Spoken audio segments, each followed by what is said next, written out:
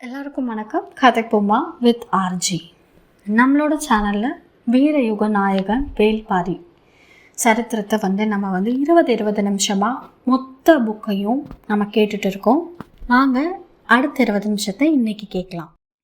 பாரி 100 முதன்முறையாக இன்றைய போரின் பிற்பகுதியில் தான் பரம்பின் விற்படையினருக்கு முழுமையாக ஏறி தாக்கி முன்னேறும் அனுமதியை கொடுத்தான் முடியன்.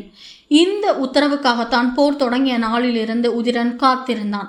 விற்படையின் முழு ஆற்றலும் பேரிட்டு கிளம்பியது. விரி அம்புகளும் பகழி அம்புகளும் இடைவெளியின்றி செலுத்தப்பட்டன. பரம்பு படையை முற்றுகையிட துணிந்தவனுக்கு தாங்கள் யார் என்பதை உணர்த்த ஒவ்வொரு வீரனும் துடித்தான். போர்க்களம் இதுவரை காணாத அளவுக்கு மரணத்தை கண்டது. எதிரிகளின் படையை முழுமையாக சுற்றி வளைத்த கருங்கை வாணன் நிலைமை இப்படி தலைகீழாக மாறும் என எதிர்பார்க்கவில்லை. எதிரிகளால் யானைப்படையை பிளந்து கொண்டு நண்பகலுக்குள் போர்க்களத்துக்கு ஆயுதங்களை கொண்டு வர முடியும் என்பதை அவனால் நினைத்து பார்க்க கூட முடியவில்லை. பரம்பு படையின் தாக்குதல் எல்லைக்குள் வேந்தர் படையின் முன்கள வீரர்கள் பெரும்பான்மையோர் சிக்கிக் கொண்டனர்.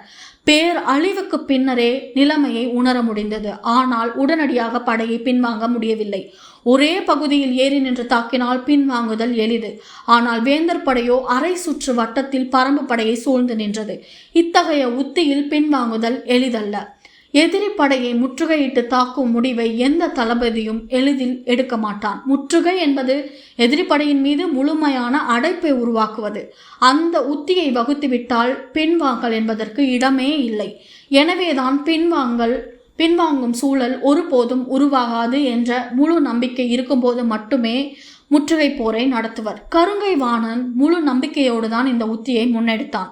எதிரிகளின் கைகளில் ஆயுதங்கள் வந்து சேராமல் இருக்க யானை படையையும் கொண்டு போய் அடைத்து நிறுத்தினான். அவன் திட்டமிட்டதைப் போலவே முற்பகலுக்குள் பரம்பு வீரர்களின் கைகளில் இருந்த பெரும்பான்மையான ஆயுதங்கள் தீர்ந்தன. நிலைமை பரம்பு படைக்கான பேரழிவை நோக்கி நகர்ந்தது. ஆனால் தேக்கன் வகுத்த உத்தியால் வேந்தர் படையின் வேகம் குறைந்தது. குழப்பத்தை உருவாக்கி கருங்கை வாணனை திசை திருப்பினான். மூஞ்சலுக்கு ஆபத்து ஏதுமில்லை என உறுதிப்படுத்தி கொள்ளும் வரை கருங்கை வாணன் முழு வேகத்தோடு தாக்குதலை முன்னெடுக்கவில்லை. அதற்குள் நிலைமை தலைகீழாக மாறியது. பரம்பின் ஆற்றல் பீரிடத் தொடங்கியது. கடைசி 5 நாளிகையில் விற்படையினர் நிகழ்த்திய தாக்குதல் இதுவரை நடந்த மொத்த தாக்குதல்களுக்கும் நிகரானது. அழிவு வேந்தர் படையில் பேரழிவு. களத்தில் கருங்கை வாணன் கையறு நிலையில் நின்றான். யானை படையை அழித்து நண்பகலுக்குள் ஆயுதங்களை எப்படி கொண்டு வந்தனர் என்பதை அவனால் புரிந்து கொள்ள முடியவில்லை. மனம் மிரட்சியில் இருக்கும்போது ஆற்றலை கை கொள்ள முடியாது. படையினர் மீள வழிகாட்ட முடியவில்லை. நெருக்கடி நிலையில் ஒருவன் சிறந்த முடிவை எடுக்க அவனது போர் அனுபவமே கை கொடுக்கும். ஆனால் கருங்கை வாணன் சந்தித்த எந்த போரும் இந்த போருடன் ஒப்பிடக்கூடியதன்று. அவன் அதிகமான போர்களில் வெற்றி பெற்றுள்ளான். ஒரு சில போர்க்களங்களை விட்டு பின்வாங்கி வெளியேறியுள்ளான். ஆனால் இன்று அவனுக்கு ஏற்பட்ட அனுபவம் முற்றிலும் வேறொன்று. பரம்போடு போரிட தனது படைக்கு எந்த தகுதியும் இல்லையா என்ற கேள்வியை அடிமனதில் உருவாக்கியது அது. அதன் பிறகு அந்த கேள்வியே அவனை ஆக்கிரமித்தது. அதிலிருந்து அவன் மீண்டு வர நெடுநேரமானது. அதற்குள் நிலைமை கை மீறியது. முன்களத்தில் எண்ணற்ற வீரர்கள் பகழி அம்புக்கு பலியாகி மடிந்தனர். கவச வீரர்களின் படைக்கே இந்நிலையானதும் மற்ற வீரர்கள் பரம்பினரை நெருங்கவே அஞ்சினர். கைவிடப்பட்ட படை வீரர்கள் மலையென கொன்று குவிக்கப்பட்டனர். தட்டியங்காடெங்கும் குருதி பெருகி ஓடியது. எல்லாவற்றையும் பரன் மீதிருந்து பார்த்து கொண்டு நின்றார் திசைவேலர். நேற்றிரவுதான் அவர் கபிலரிடம் சொன்னார், இனி மரணமே இந்நிலத்தை ஆட்சி செய்யும். அந்த காட்சியை தான் அவர் இப்போது பார்த்து கொண்டிருந்தார். உடல் முழுவதும் செயலிழந்தது போல் இருந்தது. கண்விழி உயிரற்று அசைந்து கொண்டிருந்தது.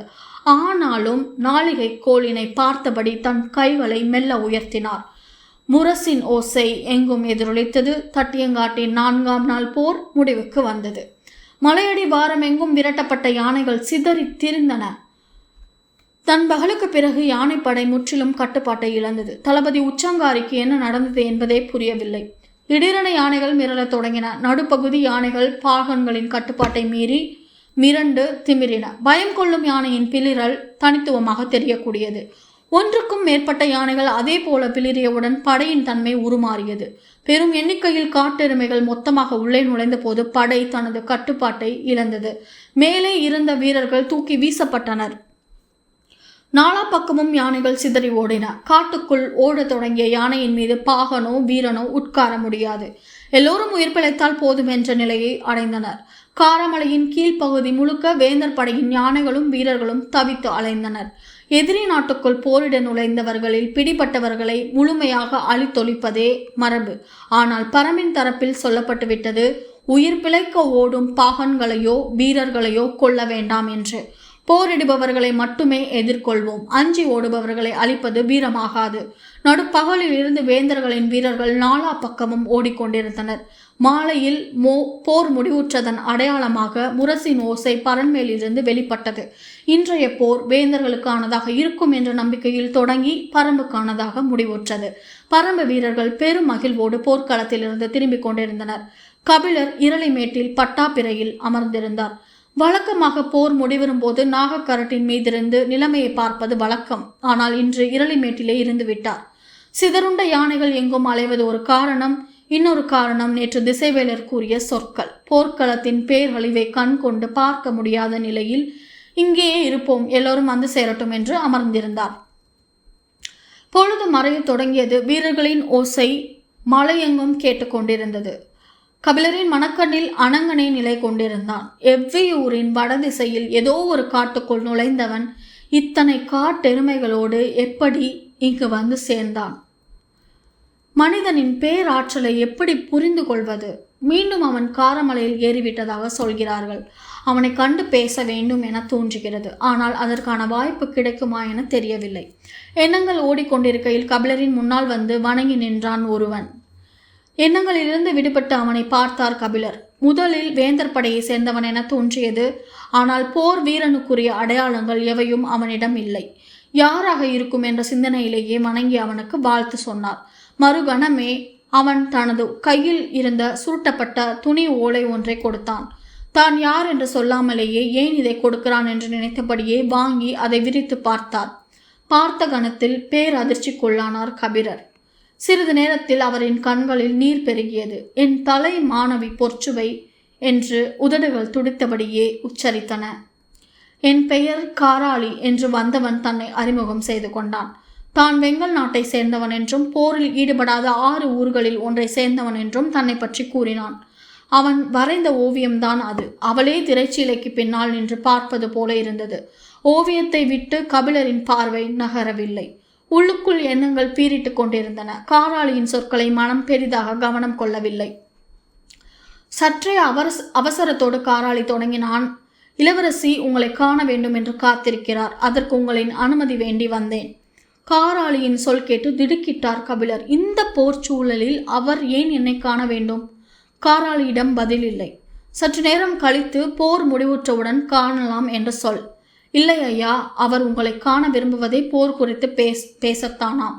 போர் தொடங்கும் முன்பே உங்களிடம் அழைத்து போக சொன்னார். நானும் கடந்த 5 நாட்களாக பெரும் முயற்சி செய்து வருகிறேன். அதற்கான வாய்ப்பே கிட்டவில்லை. இன்று நடுப்பகலுக்கு பிறகுதான் வாய்ப்பு கிட்டியது. எப்படி என்று கேட்பதைப் போல இருந்தது கபிலரின் பார்வை. நடுப்பகலுக்கு பிறகு வேந்தர்களின் யானைப்படை சிதறி ஓடியது. காடெங்கும் வேந்தர் படையின் வீரர்கள் உயிர் பிளக்க இங்கும் அங்குமாக ஓடிக்கொண்டிருக்கிறார்கள். இதுதான் பொருத்தமான நேரம். இதை பயன்படுத்தி உள்ளே நுழைந்தால் யாரும் ஐயம் கொள்ள மாட்டார்கள் என்றுதான் இன்று வந்து சேர்ந்தேன் என்றான். அவனது அக்கறையும் அறிவு கூர்மையும் கபிலரை ஈர்த்தன. ஆனாலும் தயக்கத்துடனே இந்த சூழலில் இங்கு வருவது அவருக்கு ஆபத்தாக அமைந்து விடாதா? ஓர் ஆபத்தும் வராது. நிலைமை குழப்பத்தில் இருக்கும் போதே அவரை அழைத்து வருதல் சிறந்தது. யாருக்கும் எந்தவித ஐயமும் வராது என்றான். தேக்கனிடமும் முடியனிடமும் கலந்து பேசிவிட்டு சொல்லலாம் என்று முடிவு செய்தார். வழக்கமாக அவர்கள் வந்து சேரும் நேரம் கடந்து விட்டது. ஆனாலும் இருவரும் வந்து சேரவில்லை. காராளியோ பொழுதாகிக் கொண்டிருப்பதால் சற்று பதற்றத்தோடு இருந்தான். அப்போது இரளிமேட்டின் குகை பகுதியிலிருந்து வேகமாக கீழிறங்கிக் கொண்டிருந்தான் இரவாதன். அவனை பார்த்து தேக்கனும் முடியனும் ஏன் இன்னும் வந்து சேரவில்லை என சத்தம் போட்டு கேட்டார். தேக்கனுக்கு சற்று ஓய்வு தேவைப்படுவதால் இங்கு வரவில்லை. அவருக்கான குடிலேயே தங்கிவிட்டார். அவரை கண்டு பேசுவதற்காக முடியன் அங்கு போயுள்ளார். அவர்கள் இருவரையும் பார்க்கத்தான் நான் போகிறேன். எதுவும் சொல்ல வேண்டுமா என்று கேட்டுக்கொண்டே நடந்தான் இரவாதன். அவசர வேலையாக போய்கொண்டிருக்கிறான் என்று சிந்தித்த கபிலர், இல்லை, வந்தவுடன் நேரில் பேசிக்கொள்கிறேன் என்றார். என்ன முடிவு எடுப்பது என தெரியவில்லை. குழப்பம் சற்று அதிகமானது. காராளியின் பதற்றமும் அதிகமானது. நான் விரைந்து போய் சேர வேண்டும். அப்போதுதான் இரவுக்குள் இளவரசிக்கு செய்தி சொல்ல முடியும் என்று வற்புறுத்தி கேட்டான். மீண்டும் அவனை கூர்ந்து பார்த்தார் கபிலர். நாளையோ நாளை மறுநாளோ இதே பொழுதில் அழைத்து வருகிறேன். அனுமதி கொடுங்கள் ஐயா என்றான். மனம் முடிவெடுக்க முடியாமல் குழம்பிய நிலையில் தலை மட்டும் சம்மதித்து அசைந்தது. கால் தொட்டு வணங்கி விடை பெற்றான் காராளி. தட்டியங்காட்டின் பேரழிவுக்கு முன் செய்வதறியாது நின்றிருந்தான் கருங்கைவாணன். பொழுதும் மங்கி இருள் சூழ்ந்தது. தீப்பந்தங்களோடு உடல்களை அப்புறப்படுத்தும் வேளையில் கணக்கற்றோர் ஈடுபட்டனர். எங்கும் மரணத்தின் பேரோலம். இழுபடும் குரல்கள் உயிரை உதற முடியாமல் துடித்து தவித்தன. கருங்கைவாணனால் கூடாரத்துக்குள் இருக்கவும் முடியவில்லை, வெளியில் வந்து நிற்கவும் முடியவில்லை. தலைமை தளபதியின் போர் உத்தி தோல்வியடைந்தால் ஏற்படும் இழப்புகள் எவ்வளவு கொடியவை என்பதை இன்றைய போர்க்களம் உணர்த்தி கொண்டிருந்தது. யானைப்படை தளபதி உச்சங்காரி என்ன ஆனான் என்ற செய்தி ஏதும் இதுவரை கிட்டவில்லை. யானைப்படையை எப்படி நடுப்பொழுதுக்குள் கலைத்தனர் என்பது புரியவில்லை. காட்டெருமைகள் யானைப்படைக்குள் நுழைந்த இடத்தை பார்த்த வீரர்கள் யாரும் உயிரோடு இல்லை. முன்னும் பின்னுமாக இருந்த யாருக்கும் என்ன நடந்தது என்பது விளங்கவில்லை. பெரும் தாக்குதலால் படையை சிதற செய்து விட்டார்கள் என்பதுதான் புரிந்தது. கருங்கைவாணன் குழம்பி தவித்து வேதனையில் மூழ்கி கொண்டிருந்தான். வழக்கமாக வேந்தர்கள் கூடி பேசும் நேரம் நெருங்கிவிட்டது. ஆனால் யாரும் இன்னும் மைய கூடாரத்துக்கு வந்து சேரவில்லை. வேந்தர்களை கண்டு என்ன சொல்ல போகிறோம் என்பது புரியவில்லை. கருங்கைவாணன் வாழ்வில் இவ்வளவு மோசமான இழப்பு எந்த ஒரு போர்க்களத்திலும் அவனுக்கு ஏற்பட்டதில்லை. ஏறக்குறைய கையறு நிலையில் அவன் நின்றான். வேந்தர்கள் ஏன் இன்னும் தங்களின் கூடாரங்களை விட்டு மைய கூடாரத்துக்கு வராமல் இருக்கின்றனர் என்பதும் அவனுக்கு புரியவில்லை. குழப்பத்தோடையே உட்கார்ந்திருந்தான். மூவேந்தர்களும் தங்களின் படைகளுக்கு ஏற்பட்ட பாதிப்பை பற்றிய முழுமையான செய்தியை அறிந்து கொண்ட பிறகு கூடாரத்துக்கு வரலாம் என காத்திருந்தனர். ஏற்பட்டுள்ளது பேரிழப்பு. போர்க்களத்திலிருந்து எண்ணில் அடங்காத பிணங்களை வெளியேற்ற வேண்டியிருந்தது. எண்ணிக்கையை கண்டறிவது இரவுக்குள் இயலாது என்று அமைச்சர்கள் தரப்பில் தெரிவிக்கப்பட்டது. போரின் போக்கு பற்றி உதயஞ்சேரலுக்கு மறு சிந்தனை உருவாக தொடங்கியது. பாண்டியனை நம்பி பெரும் படையோடு களம் புகுந்தது சரியா என கேள்வி மேலெழுந்தது. இந்த கேள்விக்கு அடிப்படை காரணம் பரம்பு வீரர்கள் ஒரே நேரத்தில் முற்றுகையை தகர்த்து அளவில்லாத இழப்பை உருவாக்கியதும் யானை படையை சிதறடித்ததும் தான். பரம்பு படைக்கு இதைவிட பெரிய நெருக்கடியை இனி கொடுத்துவிட முடியாது. எனவே இந்த போரின் போக்கு தனக்கான வெற்றி வாய்ப்பை இழக்க தொடங்கிவிட்டது என அவன் எண்ணினான். அப்போது கூடாரத்துக்குள் வந்த பணியால் சொன்னான், சோழ பேரரசர் தங்களை காண காத்திருக்கிறார் என்று. தன்னை போல் நம்பிக்கை இழந்த நிலையில் அடுத்து என்ன செய்யலாம் என்பதை பற்றி பேச செங்கன சோழன் வந்திருப்பான் என நினைத்தான் உதயஞ்சேரல். ஆனால் உள்ளே வந்தவனின் முகத்தில் மகிழ்ச்சி தெரிந்தது. உதயஞ்சேரலுக்கு புரியவில்லை. வந்ததும் ஊன்றுகோலை சாய்த்துவிட்டு இருக்கையில் அமர்ந்தபடி செங்கன சோழன் சொன்னான், எல்லாம் நல்லபடியாக முடிந்தது. உதயஞ்சேரலுக்கு புரியவில்லை. முகத்தில் குழப்பமே மிஞ்சியது. அதை உணர்ந்தவாறு செங்கன சோழன் கூறினான், ஈங்கையனிடம் பேசிக் கொண்டிருக்கிறோம் என்று சொன்னேன் அல்லவா, அது நல்லபடியாக முடிந்தது. உதயஞ்சேரலுக்கு உயிர் வந்தது போல் இருந்தது. உண்மையாகவா? நீங்கள் சொல்வதை செய்ய ஒப்புக்கொண்டு விட்டானா என்று வேகமாகவும் உணர்ச்சி வசப்பட்டும் கேட்டான். ஆம் என்று தலையசைத்தான் செங்கன சோழன். அதன் பிறகு உரையாடல் தொடரவில்லை. அமைதி நீடித்தது. என்ன நடந்தது என்று அவன் சொல்வான் என காத்திருந்தான் உதயஞ்சேரல். சற்று நேரத்திற்கு பிறகு செங்கன சோழன் சொன்னான், நாளை இரவு பாரி 10ஆம் குகையில் தங்குகிறான். அங்கே ஈங்கையனின் காவல். உதயஞ்சேரலுக்கு புரிய வேண்டியது புரிந்தது. எழுந்து போய் அவனை கட்டி அணைத்து கொண்டான். மைய கூடாரத்தில் வேந்தர்கள் கூடினர். கருங்கைவாணனோடு சேர்த்து மயூர் கிளாரையும் அழைத்திருந்தனர். இருவரும் வந்து வேந்தர்களுக்கு முன் நின்றனர். அவர்களுக்கு சற்று பின்னால் தளபதிகளான உருமன் கொடி, துடும்பன், வெறுகாலன், மாகனகன் ஆகிய 4வரும் நின்றனர். இரளிமேட்டின் குகையில் இருந்துதான் ஆயுதங்கள் தட்டியங்காட்டுக்கு வந்து சேர்கின்றன. இரளிமேட்டுக்கும் நாகக்கரட்டுக்கும் நடுவில் இருக்கும் பள்ளத்தாக்கு மிக குறுகியது. யானைப்படையை கொண்டு போய் அடைத்து நிறுத்திவிடலாம். எதிரிகள் தங்களின் யானைப்படை மூலம் தாக்குதல் தொடுத்தாலும் பகல் பொழுதுக்குள் ஆயுதங்களை குகைகளிலிருந்து போர்க்களத்துக்கு எடுத்து வந்துவிட முடியாது. ஏனென்றால் பள்ளத்தாக்கு முழுவதும் இருதரப்பு யானைகளுமே ஆவேசம் கொண்டிருக்கும் என்று ஆலோசனையை சொன்னது மயூர் கிளார்தான். எனவே இன்று விளக்கம் சொல்ல வேண்டிய முதலிடத்தில் அவரும் இருந்தார். கருங்கைவாணனால் வேந்தர்கள் யாருடைய முகத்தையும் நிமிர்ந்து பார்க்க முடியவில்லை. மயூர் கிளாரின் முகமும் மிகுந்த கலக்கத்தில்தான் இருந்தது. ஆனால் நிமிர்ந்தே இருந்தார். ஏன் இவ்வாறு நடந்தது? சோழவேலனின் கேள்வி யாரை நோக்கி என தெரியாததால் இருவரும் சற்று அமைதியாக நின்றனர். கருங்கை வாணனால் உடனடியாக பதில் சொல்லிவிட முடியாது என்பதால் மயூர் கிழார் பேசத் தொடங்கினார். இவ்வாறு நடக்காது என்பதை நம்மில் யாராலும் ஏன் முன்னாலேயே சிந்திக்க முடியவில்லை. சோழவேலன் கேட்ட கேள்வி அவையில் இருக்கும் எல்லோரையும் நோக்கிய கேள்வியாக திருப்பினார் மயூர் கிழார். முற்றுகை திட்டத்தை கருங்கை வாணன் முன்வைத்தான். ஆனால் இப்படி தலைகீழாக மாறும் வாய்ப்பிருக்கிறது என யாரும் சிந்திக்கவில்லை. அதனால்தான் மயூர் கிழாரின் கேள்விக்கு யாரும் மறுமொழி சொல்லவில்லை. சிறிது நேரத்திற்கு பிறகு சோழவேலன் கேட்டார், நீ என்ன சொல்ல நினைக்கிறாய்? நடந்த உண்மையை தெரிந்து கொண்டால் நம் வீரர்கள் போரிடும் முடிவையே கைவிட்டு விடுவார்களோ என அஞ்சுகிறேன். அதிர்ந்தது அவை. அப்படி என்ன நடந்தது என கேட்டார் சோழவேலன். அவர்கள் காட்டெருமை படையை நமது யானை படையின் மீது ஏவியுள்ளனர். அதனால் தான் நம் யானைகள் போரிடாமலேயே சிதறி ஓடி இருக்கின்றன. காட்டெருமை படையா? அவையில் இருந்த தளபதிகள் பலரும் நடுக்குற்று மீண்டனர். நேரம் கடந்து சற்றே குறைந்த குரலில் புதியவர்பன் சொன்னான், நம்பும்படியாக இல்லையே. நம்மால் நம்பவே முடியாத ஆற்றல் எதிரிகளிடம் உள்ளது என்றுதானே தலைமை தளபதி முதலில் இருந்து சொல்லிக் கொண்டிருக்கிறார். கருங்கை வாணனுக்கு மூச்சு வந்தது. தான் தொடர்ச்சியாக சொல்லி வந்ததை இன்னொருவர் வலியுறுத்தி பேசுவது, அதுவும் இப்படி ஒரு நெருக்கடியான நேரத்தில் பேசுவது சற்று ஆறுதலை தந்தது. நீங்கள் என்ன சொல்ல வருகிறீர்கள் என கேட்டான் உதயஞ்சேரல். இப்போரை இப்படி நடத்தினால் வெல்ல முடியாது. ஏனென்றால் இப்போர் பாரிக்கு எதிராக நடைபெறுகிறது. பாரிக்கு எதிராக தான் நடைபெறுகிறது. அதை யாரும் மறுக்கவில்லை. ஆனால் உங்களுக்கு அது புரியவில்லை. வேந்தர்களின் முன்னால் மயூர் கிழாரின் பேச்சு மிக துணிச்சலாக இருந்தது. ஏற்பட்டுள்ள பேரிழப்பு இது போன்ற பேச்சுக்கான இடத்தை இயல்பாக உருவாக்கியது. என்ன புரியவில்லை என நினைக்கிறாய் என கேட்டார் சோழவேலன். நேற்று எதிரிகள் காற்றை கொண்டு அம்பெய்தி பெரும்பாதிப்பை உருவாக்கினர். அது எப்படி என்று இன்னும் புரியவில்லை.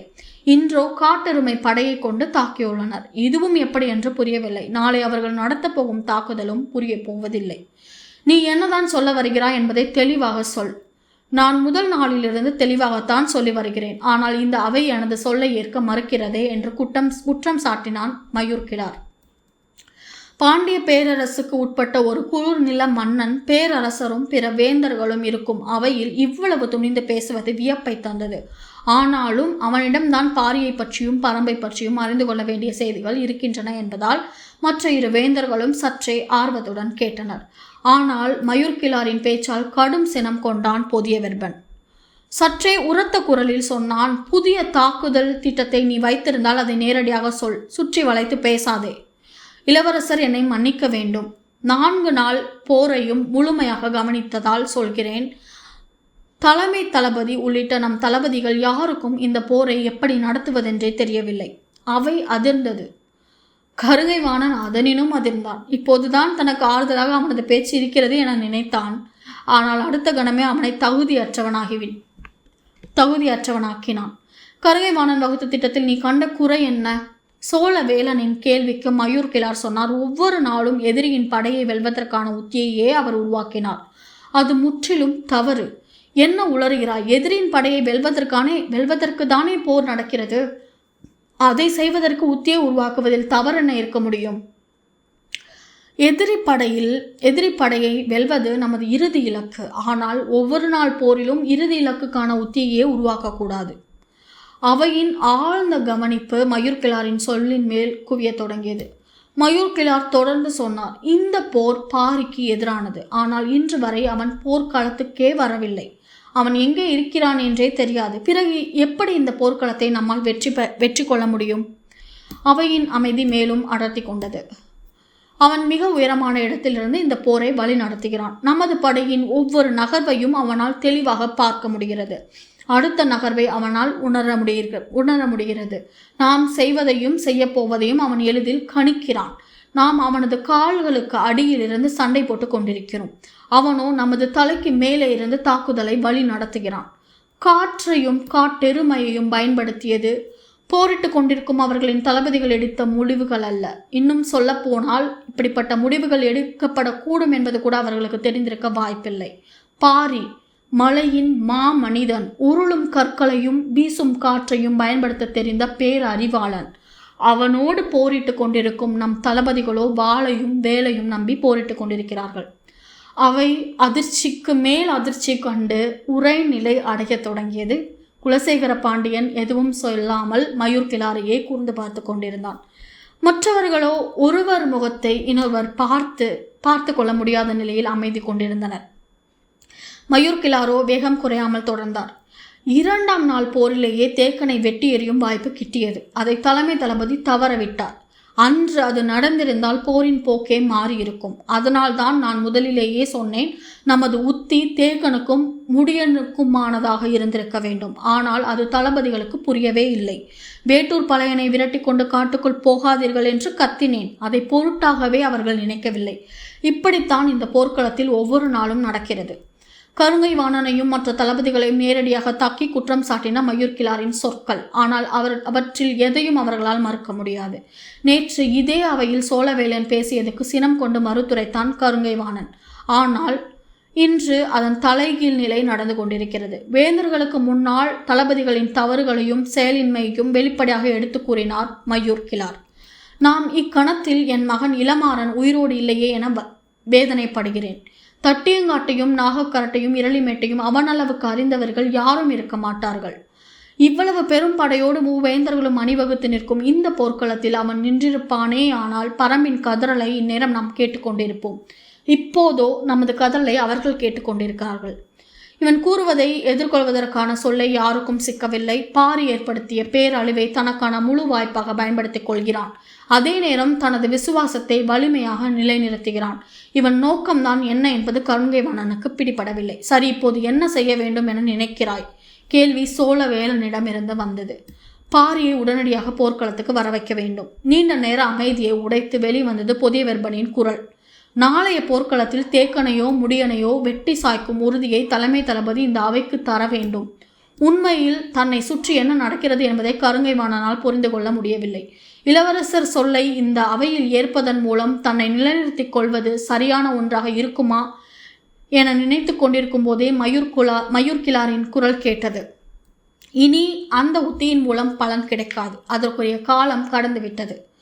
ஏன் அப்படி சொல்கிறாய்? தேக்கனையோ முடியனையோ ஒரே நாள் போரில் வீழ்த்திவிட முடியாது. வேந்தர் படை முழு ஆற்றலோடு இருக்கும்போது அது நடந்திருக்கலாம். இன்றுள்ள நிலையில் அதை செய்ய முடியும் என நான் நம்பவில்லை. ஒருவேளை கருங்கை வாணன் தேக்கனின் தலையை வெட்டினால் கூட அவன் கரப்பாம்பூச்சியைப் போல அதன் பிறகும் 10 நாள் உயிர் வாழ்வான். பரம்பு மருத்துவர்களால் எதையும் செய்ய முடியும்.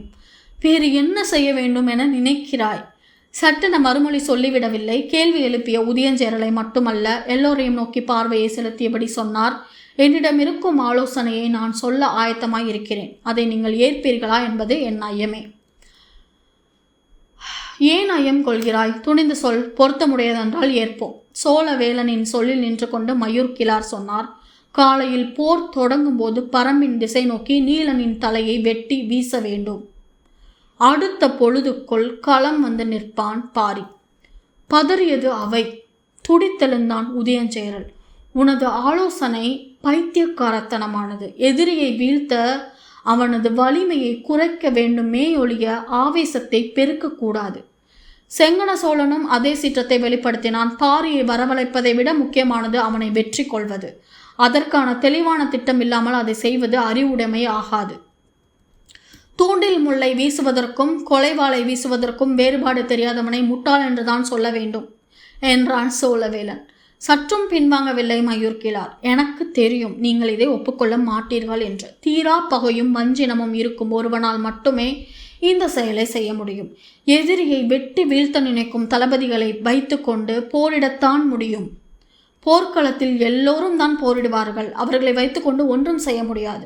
மரத்தின் கிளையை வெட்டுபவனுக்கும் மரத்தையே பிடுங்கி எரிபவனுக்கும் வேறுபாடு இருக்கிறது. குருதியை குடிக்கும் வெறி இருப்பவனால் மட்டுமே தட்டியங்காட்டை தனதாக்க முடியும். ஏறி மிதித்தாலும் திமிரி எழும் மயூர் கிழாரின் உறுதியும் ஆவேசமும் சோழவேலனை உலுக்கின. சட்டென சொன்னான், இனி வரும் நாட்களுக்கு மயூர் கிழாரை ஏன் தலைமை தளபதியாக ஆக்கக்கூடாது? கொந்தளிப்பு ஏறி நிற்கும் இந்த அவையை யார் எப்படி கைக்கொள்வார்கள் என யாராலும் கணிக்க முடியவில்லை. சோழவேலனின் சொல் அவையை கூறுமுனையில் நிறுத்தியது. அவையின் நடுவில் தலை கவிழ்ந்து இருந்த கருங்கை வாணன் மெல்ல தலை நிமிர்ந்து குலசேகர பாண்டியனை பார்த்தான். பாண்டிய பேரரசர் பதற்றம் ஏதுமின்றி சொன்னார். இன்றைய நாள் நமக்கானதாக இல்லை. எனவே எந்த முடிவையும் இன்று எடுக்க வேண்டாம். வழக்கம்போல் நாளைய போரை கருங்கை வாணன் முன்னெடுக்கட்டும். மற்றவற்றை நாளை இரவு பேசிக்கொள்வோம்.